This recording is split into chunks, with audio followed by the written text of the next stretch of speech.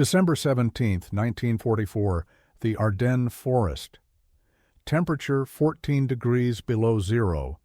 The snow isn't white anymore, it's red. Private First Class. Earl Whitmore presses his back against a frozen oak tree, his breath coming out in short, desperate clouds.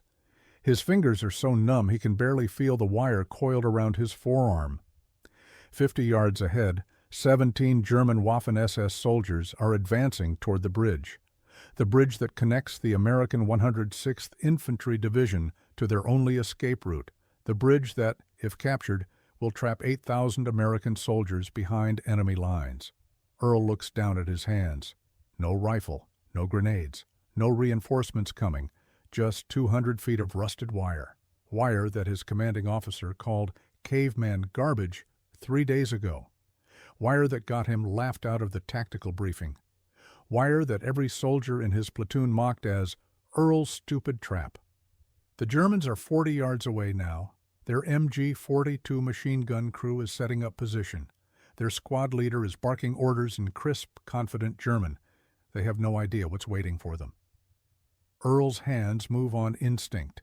Years of hunting in the Tennessee mountains. Years of catching rabbits with nothing but wire and patience. 30 yards. He whispers a prayer his grandmother taught him. 20 yards. His finger finds the release mechanism he built from a broken rifle spring. 10 yards.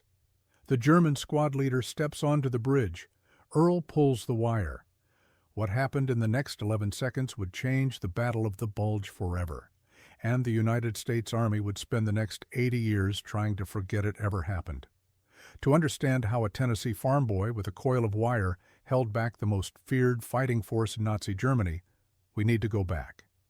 Back to a place called Sweetwater, Tennessee. Population 1,847. Earl James Whitmore was born on March 3, 1924, the fourth of 7 children in a family that had never seen a $100 bill in their lives. His father worked the coal mines until black lung took his breath. His mother took in laundry from the wealthy families in Knoxville, 30 miles away. By the time Earl was 8 years old, he had one job: feed the family. Not with money, with meat.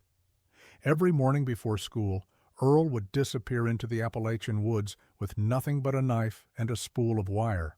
No rifle. Ammunition cost money they didn't have, so Earl learned to trap rabbits, squirrels, possums. Once a 12-point buck that wandered into a snare Earl had spent 3 days perfecting. His technique was simple but devastating.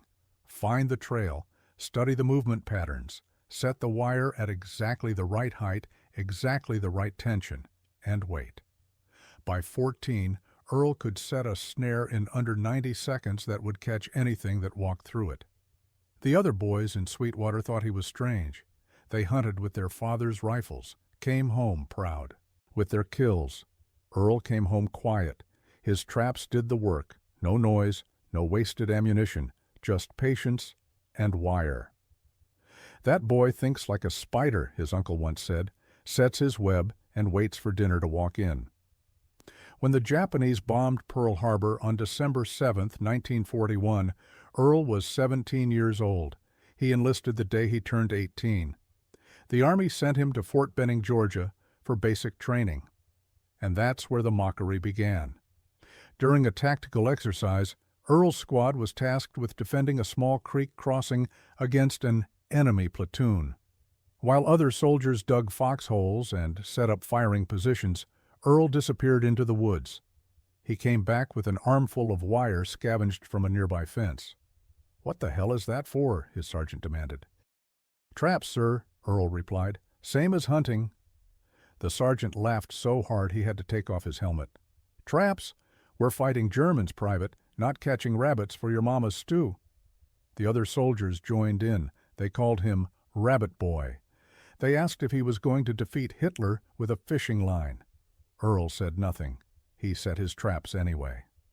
That night, during the exercise, 11 enemy soldiers walked directly into Earl's wire system. The tripwires triggered flares that exposed their positions. The snares caught 3 soldiers by their ankles, leaving them hanging helplessly from tree branches. The exercise was called early. Earl's squad won, but instead of recognition, Earl received a warning. "This is a modern army," his captain told him. "We don't fight like primitives. Forget the wire. Learn to shoot." Earl qualified as a marksman. He followed orders. He became a good soldier, but he never stopped carrying wire.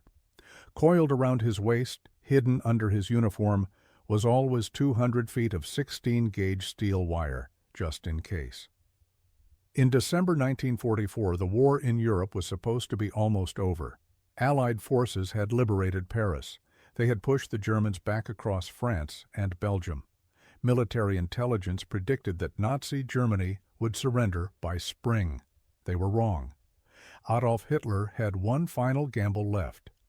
Operation Wacht am Rhein, Operation Watch on the Rhine. The plan was audacious. 3 German armies, over 400,000 soldiers, would launch a massive surprise attack through the Ardennes forest in Belgium. They would split the Allied forces in two, capture the vital port of Antwerp, and force a negotiated peace. It was desperate, it was reckless, and it almost worked. The Ardennes was considered a quiet sector. The dense forests and narrow roads were thought to be impassable for large-scale military operations. Allied commanders stationed their weakest, most inexperienced units there, units like the 106th Infantry Division. The 106th had arrived in Europe just 5 days before the German attack. Most of their soldiers had never heard a shot fired in anger. They were fresh from training camps in Indiana and Ohio, young men who had been promised a quiet introduction to the war. Private First Class Earl Whitmore was assigned to Company B, 423rd Infantry Regiment. His position: a small wooden bridge over the Our River near the Belgian-German border. The bridge was 14 feet wide, 42 feet long, and strategically worthless. At least, that's what everyone thought. What the Allied commanders didn't realize was that this bridge, designated Checkpoint Whiskey on military maps, sat directly on the planned route of the 1st SS Panzer Division, the elite of the elite, Hitler's most fanatical, most experienced, most ruthless fighting force. At 5:30 a.m. on December 16, 1944, the sky exploded. Over 1,600 German artillery pieces opened fire simultaneously along an 80-mile front. The sound was so loud that soldiers reported bleeding from their ears. The ground shook like an earthquake. Then came the infantry, and the tanks, and the screaming rockets of the Nebelwerfer artillery. Within hours, the 106th Infantry Division was surrounded. Communication lines were cut. Supply routes were blocked. Commanders had no idea what was happening. The Battle of the Bulge had begun. Earl Whitmore and 11 other soldiers were stationed at Checkpoint Whiskey when the attack started. Their orders were simple: hold the bridge until reinforcements arrived. But reinforcements weren't coming. The relief column had been ambushed 6 miles to the west. The radio operator was dead, killed by a mortar round that landed directly on the command post. The nearest American unit was fighting for its own survival.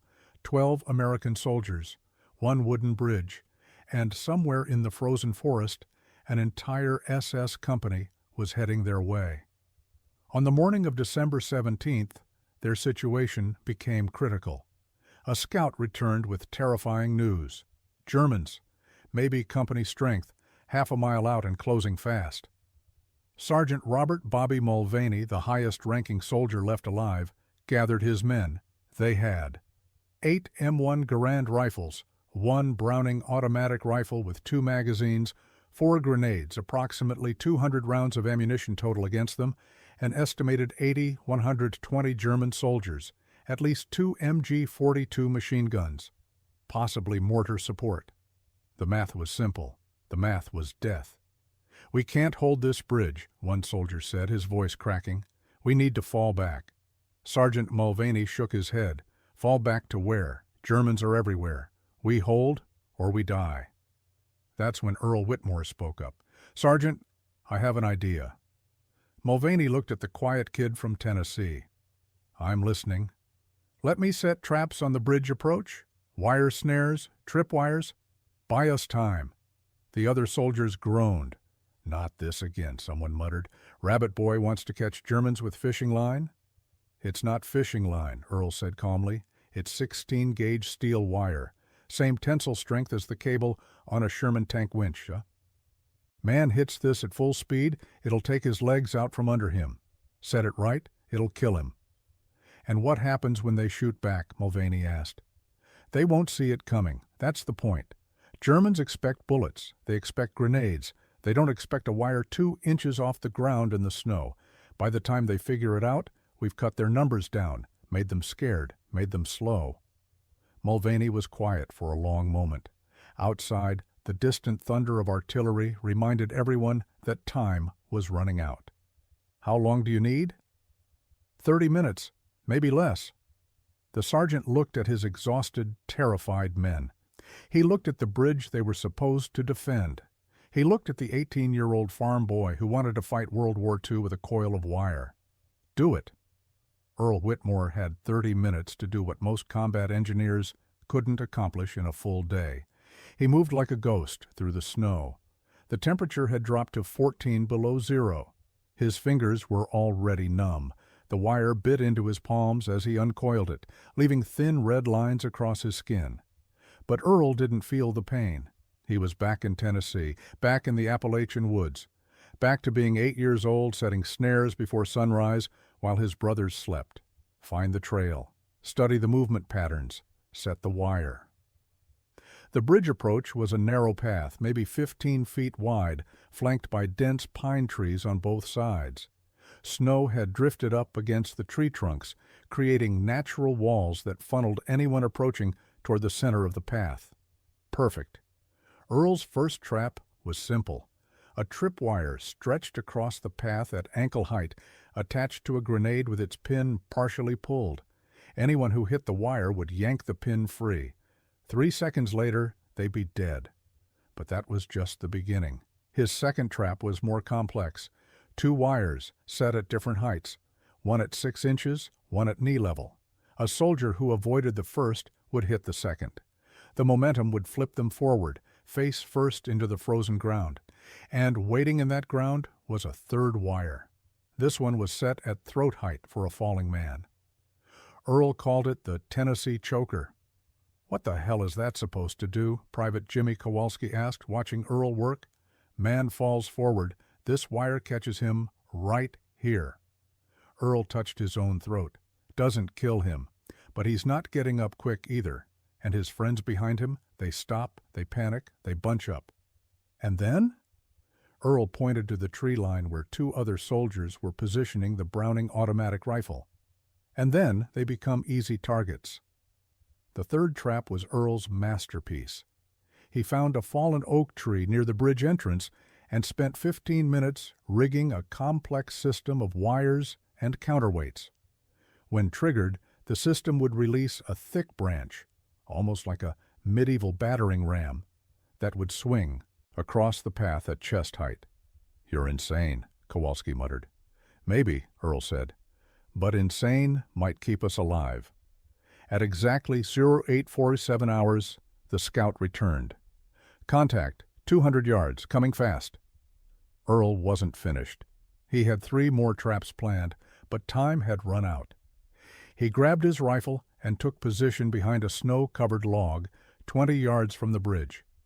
For the next several minutes, there was only silence. The kind of silence that presses against your eardrums. The kind that makes you hear your own heartbeat. The kind that comes right before violence.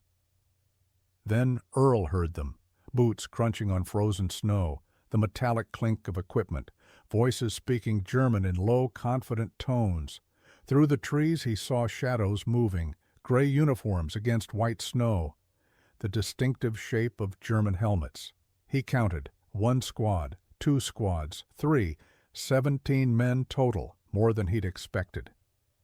At the front walked a tall officer, probably a lieutenant, his Luger pistol already drawn.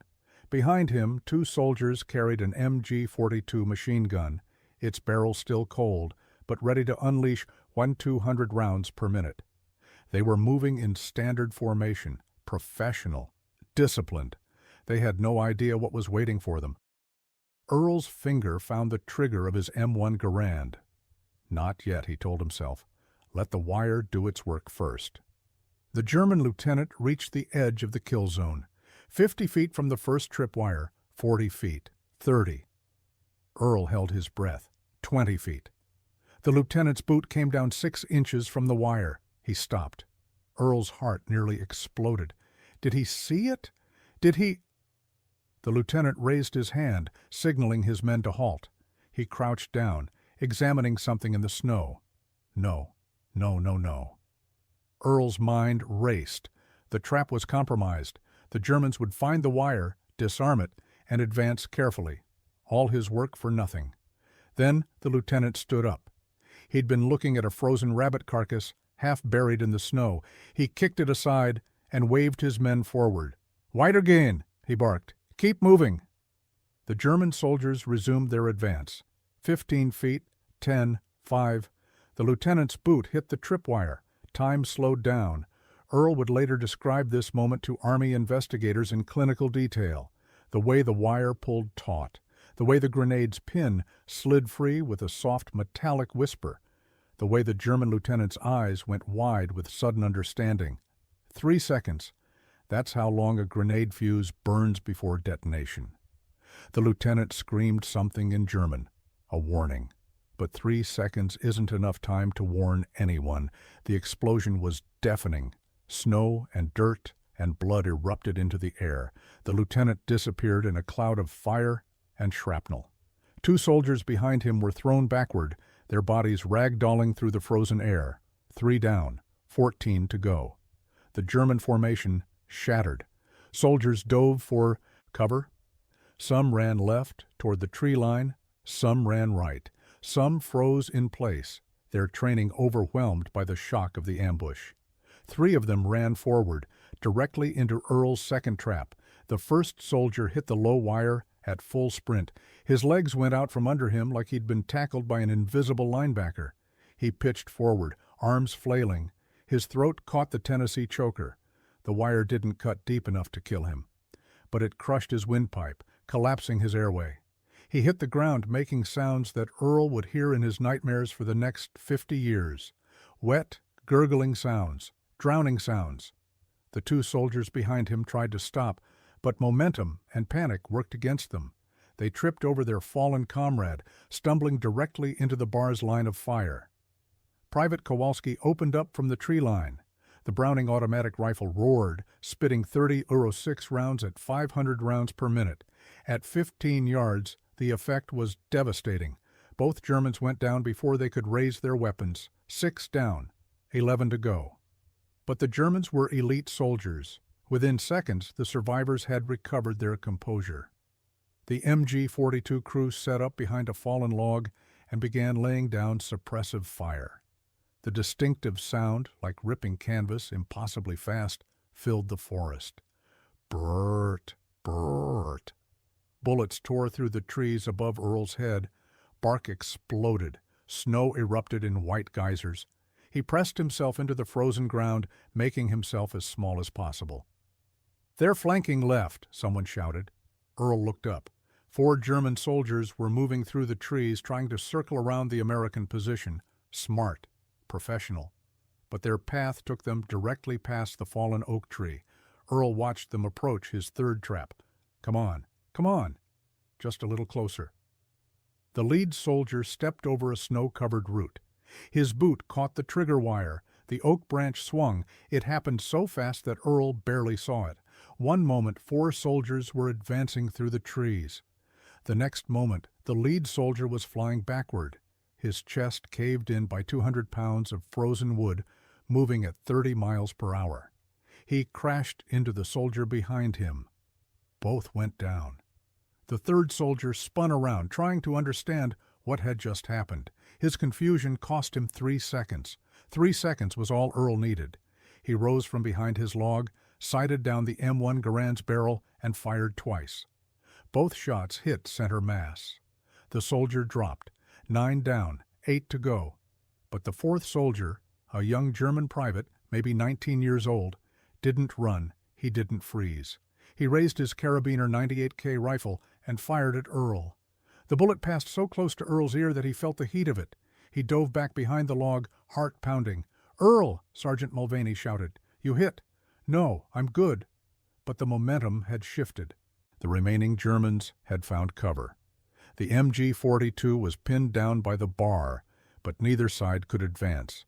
The 4 soldiers on the left flank had been reduced to 1, but that one had good cover and a clear field of fire. Stalemate. And stalemate meant time. Time for German reinforcements to arrive, time for the Americans to run out of ammunition, time to die. Earl looked at the bridge. 42 feet of wooden planks over frozen water. The objective the Germans needed to capture. The objective the Americans needed to hold. And then he saw it. The coil of wire still wrapped around his waist. He had one trap left. Oberschütze Friedrich Brenner had been fighting since 1941. Poland, France, the Eastern Front. He had seen friends die in ways that still visited him at night. He had killed men with his rifle, his bayonet, once with a sharpened entrenching tool when everything else failed. Nothing had prepared him for this. Wire traps? What kind of soldiers used wire traps? He pressed his back against a frozen tree, trying to slow his breathing. Lieutenant Hartmann was dead. So were Wegner, Schultz, and at least 6 others. 8 men. 8 men killed by wire and a single machine gun. It was impossible. It was humiliating. And yet here he was, one of only 8 survivors from a 17-man patrol, pinned down by what couldn't be more than a dozen Americans. "Brenner!" He looked up. Unteroffizier Meyer, the squad's assistant leader, was gesturing from behind a fallen log 10 meters away. "We need to push, now before they reorganize." Brenner shook his head. "The path is trapped. We go forward. We die. Then we go around, through the trees." Brenner thought about the soldier who had tried that, the one who was now lying in the snow with his chest crushed by a swinging branch. What else have they set up in those trees? For the first time in 3 years of war, Friedrich Brenner felt genuine fear, not of bullets, not of artillery, not of tanks. Fear of the unknown, fear of what he couldn't see. "We wait for reinforcements," he said firmly. "Hauptsturmführer Dietrich is 30 minutes behind us with the main column. We hold them here until—" A sound cut him off. The American machine gun had stopped firing. Silence. Brenner's eyes narrowed. Were they out of ammunition? Were they retreating? Then he heard something else. Movement on the bridge. He raised his rifle scope to his eye and looked. A single American soldier was walking onto the bridge, alone. No rifle in his hands. Just wire. "Was macht er?" Meyer whispered. "What's he doing?" Brenner watched the American kneel in the center of the bridge, watched him pull something from his pocket, watched him work with his hands, fast and precise, like a man who had done this 1,000 times. He's setting another trap, on the bridge itself. Brenner understood immediately. The bridge was the objective. If they couldn't capture it, the entire advance would be delayed. Hauptsturmführer Dietrich would be furious, and if the Americans succeeded in rigging the bridge, "Kill him," Brenner ordered. "Now." 3 rifles cracked simultaneously, but the American was already moving. He dove off the bridge, disappearing into the snow on the far side. Bullets sparked off the wooden planks where he'd been kneeling half a second earlier. "Did we hit him?" Meyer asked. Brenner didn't answer, because he was looking at the bridge, at the thin metallic gleam running across its surface, at the trap that was now armed and waiting. "Scheisse," he muttered. The American had done it. In less than 30 seconds, under fire, he had turned the bridge into a death trap. Now they had a choice.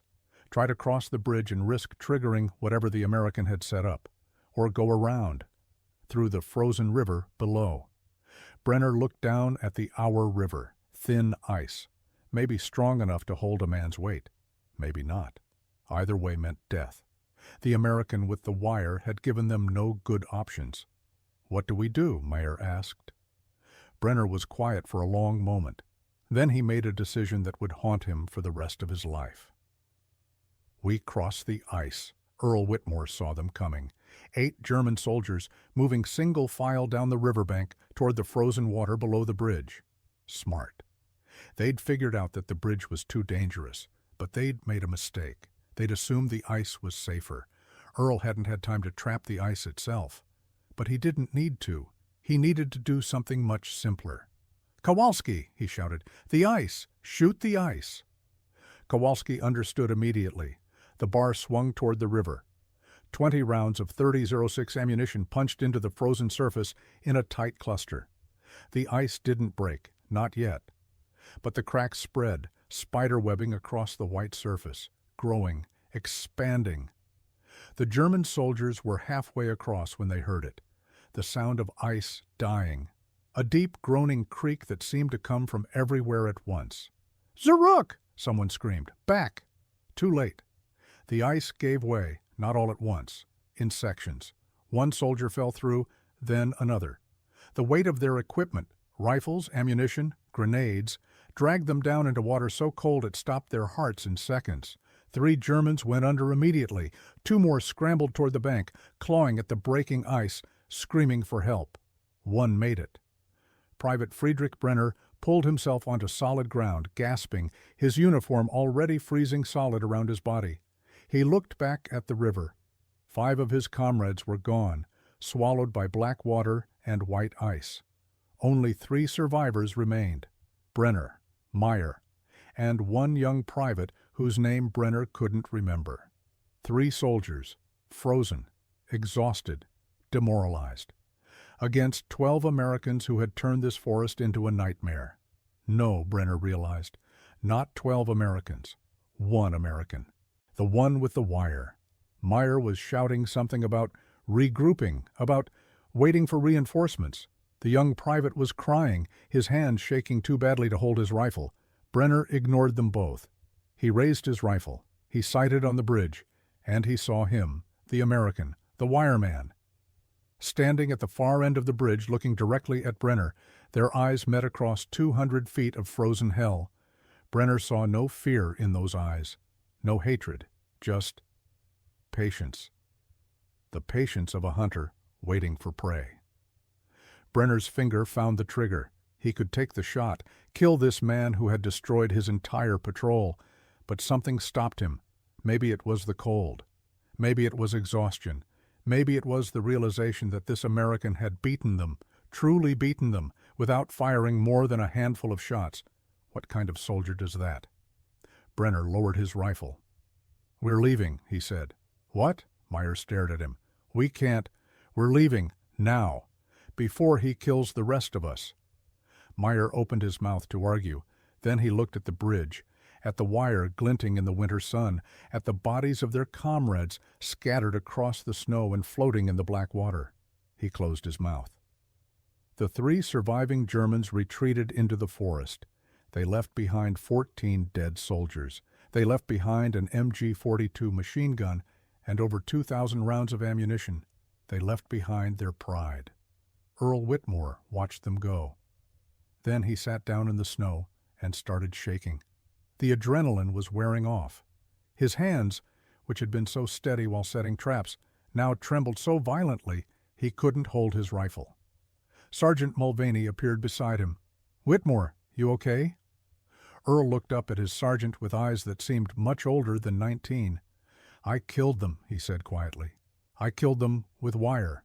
Mulvaney put a hand on his shoulder. "You saved us. You saved this bridge. You saved every soldier who's going to cross it in the next 24 hours. Earl nodded slowly, but he didn't stop shaking for another hour. The first American reinforcements arrived at Checkpoint Whiskey at 14:23 hours, a full company from the 7th Armored Division, led by Captain Marcus Webb, a West Point graduate who had fought his way across France. Captain Webb had expected to find a destroyed bridge and dead Americans. Instead, he found 12 exhausted soldiers sitting around a small fire, brewing coffee in their helmets, and 14 German bodies scattered across the snow. "Who's in command here?" Webb demanded. Sergeant Mulvaney stood up slowly, his joints cracking from the cold. "I am, sir. Sergeant Robert Mulvaney, 423rd Infantry Regiment." Webb looked around at the carnage, at the bodies on the path, at the soldiers floating in the half-frozen river, at the abandoned MG-42 sitting in the snow like a trophy. "Report, Sergeant. What the hell happened here?" Mulvaney told him. He told him about the German patrol, about being outnumbered and outgunned, about the young private from Tennessee who asked permission to set wire traps. Webb listened without interrupting. When Mulvaney finished, the captain was quiet for a long moment. "Wire traps," he repeated.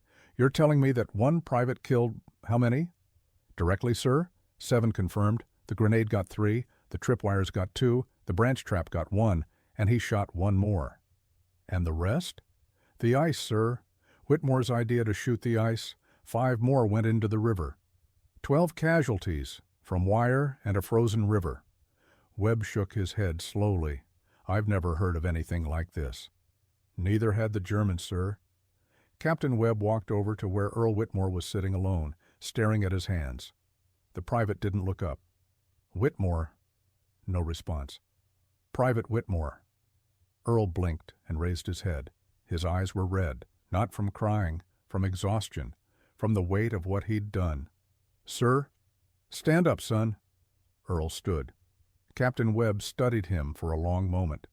This thin, quiet kid from Tennessee, 19 years old, hands still stained with rust from the wire he'd been handling. "Sergeant Mulvaney tells me you're the reason these men are alive." Earl shook his head. "Everyone fought, sir. Kowalski on the bar, Henderson and Peters covering the flanks. You just what?" Earl was quiet for a moment. "I just did what I know how to do, sir. Trapping. It's all I ever been good at." Webb nodded slowly. "I'm putting you in for a commendation, Private. What you did here today, it's going to save lives. A lot of lives." For the first time, something like hope flickered in Earl's eyes. "Thank you, sir." But Captain Webb's recommendation would never reach Washington. 3 days later, Earl Whitmore was summoned to a command post 12 miles behind the lines. He expected a medal ceremony. Instead, he found a room full of officers. Colonel James Patterson, commanding officer of the 106th Infantry Division's remnants, sat behind a wooden desk. His face was hard as granite. "Private Whitmore, sit down." Earl sat. "I've read Captain Webb's report about your actions at Checkpoint Whiskey." "Yes, sir." "It's impressive." Colonel Patterson's voice carried no warmth. "It's also a problem." Earl blinked. "Sir? Do you know what the Geneva Convention says about booby traps, Private?" Earl's stomach dropped. No, sir." Article 23 prohibits weapons calculated to cause unnecessary suffering. Your wire contraptions could be interpreted as falling into that category. "Sir, I was just trying to—" "I'm not finished." Patterson's voice cut like a blade. "The German High Command has already filed a formal complaint through Swiss intermediaries. They're claiming that American forces used barbaric and uncivilized methods at a bridge crossing in the Ardennes." Earl felt the blood drain from his face. "They're talking about your traps, Private. Your medieval, primitive, embarrassing traps." "But, sir, they worked. We held the bridge. I know they worked." Patterson slammed his hand on the desk. "That's the problem. If word gets out that the United States Army is using hunting snares against enemy soldiers, we'll be a laughingstock. The newspapers will have a field day. American GIs fight like cavemen. Can you imagine the headlines?" Earl said nothing. There was nothing to say. Patterson leaned back in his chair. "Here's what's going to happen, Private. Captain Webb's recommendation for your commendation has been lost. There will be no record of your wire traps in any official report. As far as the Army is concerned, Checkpoint Whiskey was held through conventional defensive tactics. Do you understand?" Earl understood perfectly. He was being erased. "Furthermore, you will not discuss your methods with anyone, not other soldiers, not journalists, not your family. If I hear that you've been talking about your traps to anyone, you'll face a court-martial for endangering the reputation of the United States military. Am I clear?" "Yes, sir." Earl's voice was barely a whisper. "Good. Patterson waved his hand dismissively. "Return to your unit." Earl stood up. He walked to the door. His hand touched the handle. Then he stopped. "Sir?" Patterson looked up, irritated. "What?" "Those 17 Germans, the ones who died at the bridge." Earl turned around. "They were going to kill us, all of us, and then they were going to kill whoever came after us and whoever came after them." "Your point, Private?" Earl met the colonel's eyes. "My traps didn't cause unnecessary suffering, sir. They caused necessary survival. That's all I was trying to do, survive, and help my friends survive." Patterson stared at him for a long moment. Something flickered in the colonel's eyes, respect maybe, or guilt. But all he said was, "Dismissed, Private." Earl walked out into the frozen December air. He never received a medal for checkpoint whiskey. His name never appeared in any official history of the Battle of the Bulge. The wire traps that saved 12 American lives and killed 17 German soldiers were written out of existence. But Earl Whitmore kept fighting, and he kept carrying wire. The Battle of the Bulge lasted 6 weeks. It was the bloodiest battle in American military history. Over 89,000 American casualties, nearly 20,000 dead. Among the survivors was Private First Class Earl James Whitmore. He fought at Bastogne, at St. Vith, at a dozen nameless crossroads and frozen forests where young Americans died in the snow, and at every position, when no one was watching, he set his traps. Officers looked the other way. They had learned by then that the quiet kid from Tennessee was worth 10 regular soldiers when it came to defending a position. By February 1945, Earl had been unofficially credited with over 40 enemy casualties through his wire systems, unofficially, because officially those casualties didn't exist. The Army never acknowledged Earl's methods. No training manual was ever written about wire trap defensive positions. No tactical doctrine incorporated his techniques. But soldiers talked. They always do. Stories spread through the ranks about the wire ghost, a soldier who could hold a position alone using nothing but scrap metal and patience. Some versions made him 7 feet tall. Others claimed he had been a circus performer before the war. The truth was simpler and more remarkable. He was just a poor kid from Tennessee who had learned to catch rabbits before he learned to read. Earl Whitmore came home in September 1945. He returned to Sweetwater, married his high school sweetheart, a woman named Dorothy who had waited 4 years for him, had 3 children, worked 42 years at the same hardware store, eventually becoming the owner. He never talked about the war, not to his wife, not to his children, not to anyone. When his son asked him once what he did in Europe, Earl simply said, "I helped hold a bridge." That was all. In 1987, a military historian named Dr. Robert Callahan was researching German accounts of the Battle of the Bulge when he discovered something strange. A report from the 1st SS Panzer Division, dated December 17, 1944. The report described an engagement at a small bridge where an American unit had used primitive trap mechanisms of unusual sophistication. It detailed wire systems that had killed multiple soldiers and described the psychological effect on surviving troops. The German report called it terrorizing and unprecedented. Dr. Callahan spent 2 years tracking down the American soldiers who had been stationed at that bridge.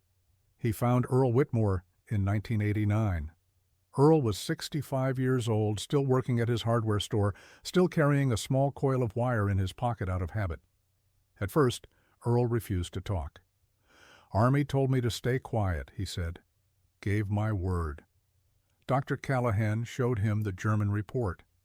Earl read it slowly, his weathered hands trembling slightly. When he finished, there were tears in his eyes. "They remembered," he said quietly.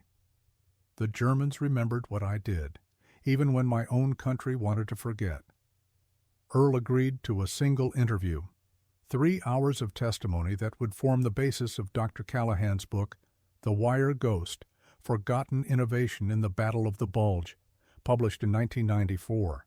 The book sold fewer than 5,000 copies. Mainstream military historians dismissed it as exaggerated. The Army declined to comment on Earl's story, but veterans believed it.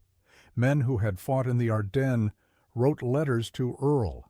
Men who had heard whispered stories about wire traps and impossible defenses.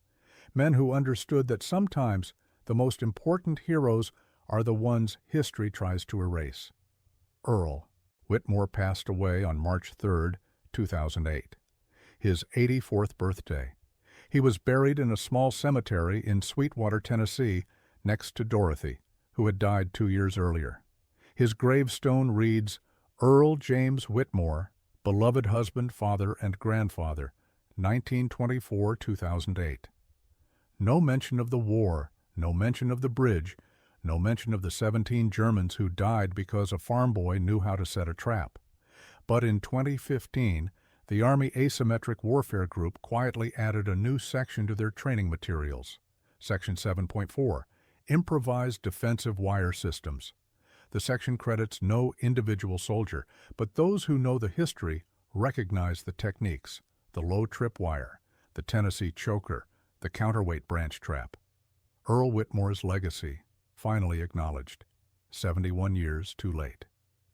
December 17, 1944. The Ardennes Forest. Temperature 14 degrees below zero.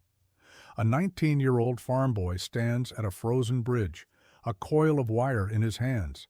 Behind him, 11 soldiers who are counting on him to do the impossible. Ahead of him, 17 German soldiers who will kill every American they find. He has no artillery support, no air cover, no reinforcements, just wire. And the knowledge his grandmother gave him back in Tennessee, back when catching a rabbit, meant the difference between eating and starving. Find the trail, study the movement patterns, set the wire. Earl Whitmore didn't know he was making history that morning. He didn't know that his actions would be classified, buried, erased from official records. He didn't know that 80 years later, people would still be arguing about whether his methods were genius or barbaric. All he knew was that his friends were going to die unless he did something. So he did something. He did the only thing he knew how to do.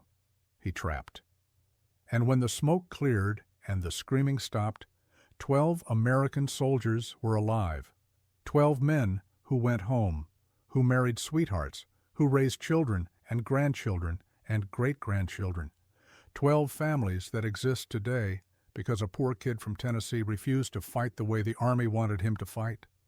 The next time someone tells you that one person can't make a difference, the next time someone mocks your unconventional ideas, your strange methods, your primitive way of doing things, remember Earl Whitmore, remember the wire, remember that sometimes the weapons that change history aren't the biggest or the loudest. They're the ones nobody expects. In memory of the forgotten soldiers of the Battle of the Bulge, the ones who improvised, the ones who adapted, the ones who survived. December 16, 1944, January 25, 1945. Never forgotten.